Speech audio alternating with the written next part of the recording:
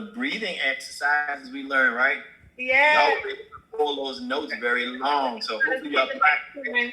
Who can hit a high note? Wow. Let's see, Miss Hanna, did you have anything you wanted to share or leave with the students before we go? Yes, I want to let them know to do the breathing exercise as a daily routine because it will change their life.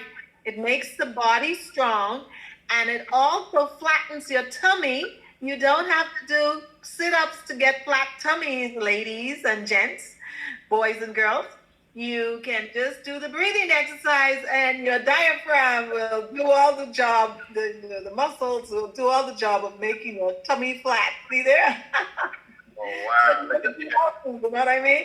And it gives you physical strength so that if you have to do a push-up or a pull-up on a bar, you'll say, wow, where did that strength come from? Yeah, it makes you very strong. That is awesome. So we not just are learning music, guys, but we're also learning some life principles. And hopefully y'all really look at those numbers as far as building chords. Another thing to just kind of bear in mind is this is also a math concept. So even